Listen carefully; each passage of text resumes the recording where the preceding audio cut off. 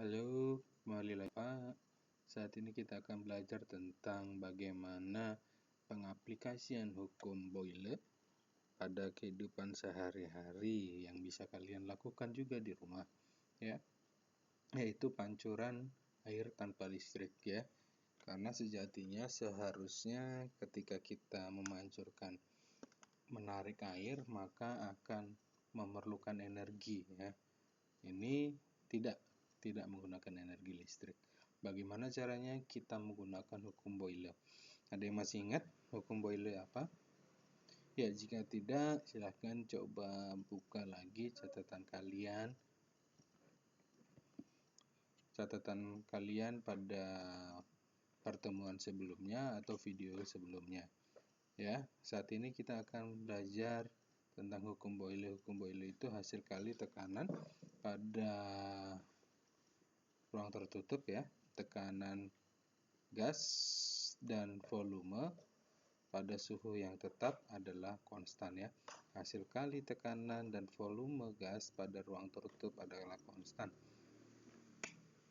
Kecuali, ya, ada kecualinya, suhunya harus pada kondisi yang sama dan tetap.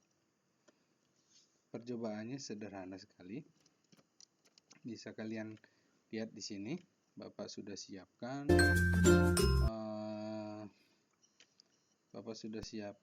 ini adalah botol bekas. Yang dibutuhkan ada 3, ya. Sedotan plastik yang biasa, kemudian lem tembak. Lem tembak ini bisa kalian ganti dengan lem paralon atau apa. Fungsinya untuk menghubungkan antara antara botol yang satu dengan yang lain. Perhatikan di sini ada 2 botol yang utuh yang diperlukan, ya, dilengkapi dengan tutup. Yang bagian atas ini adalah botol seperempatnya saja, bagian yang paling atas. Kemudian disambungkan antara ini botol 1, botol 2 dan botol 3, ya. Botol 1 dan botol 3 disambung, kemudian dilubangi antara kedua tutup dan disambungkan oleh sebuah pipet, ya, sedotan plastik tadi. Kemudian antar keduanya tutupnya, lubangnya tadi harus ditutupi dengan lem tembak. Supaya apa? Supaya angin atau udara tidak keluar masuk, sehingga yang keluar masuk itu melalui sedotan.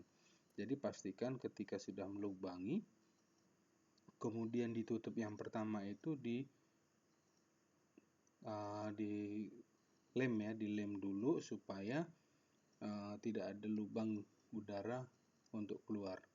Kemudian antara botol yang ketiga dan yang kedua ini dihubungkan juga dengan pipet, dilubangi menuju ke bawah sini, ya. Fungsinya untuk mengalirkan air. Ini juga sama, dilubangi ke sini. Nah, bagaimana caranya?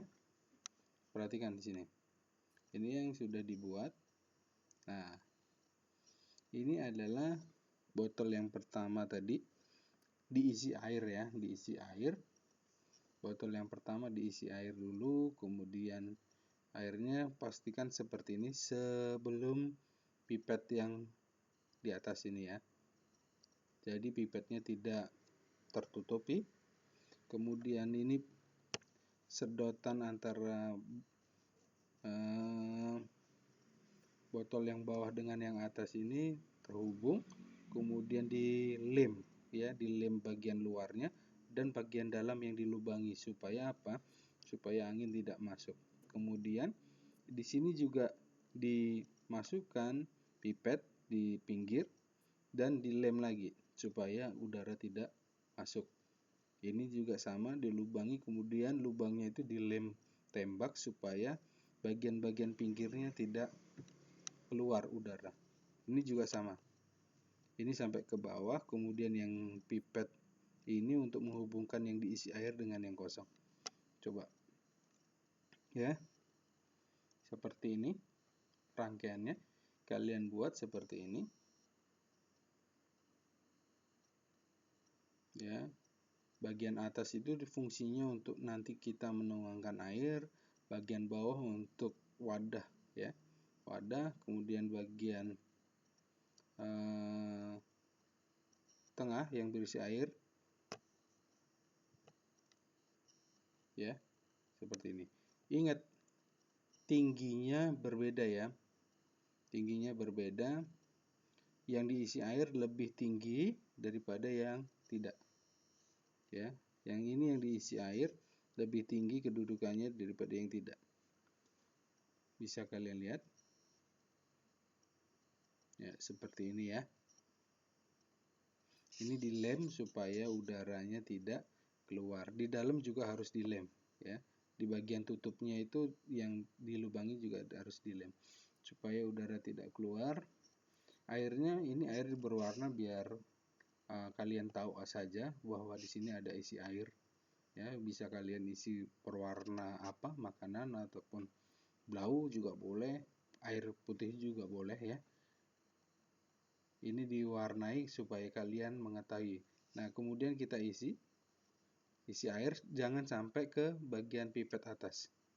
Kemudian ini air akan turun ke bagian botol yang lebih rendah, kemudian akan naik, dan lihat, ini terjadi pancuran. Ya. Mengapa terjadi pancuran? Perhatikan di sini. Ketika air diturunkan dari atas ini, di sini kan tertutup, tidak ada lubang ke bawah ya. Jadi air tidak bisa masuk ke bawah ya. Dia air masuk ke pipet ini. Pipet ini air masuk ke bagian botol yang kosong ini.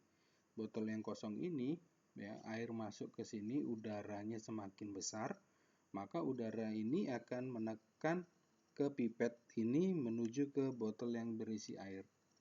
Nah, ketika udara yang ada di botol yang baru diisi air itu berpindah ke yang pipet, yang botol yang berisi air ini, maka tekanan yang botol satu ini akan lebih besar daripada tekanan udara di luar.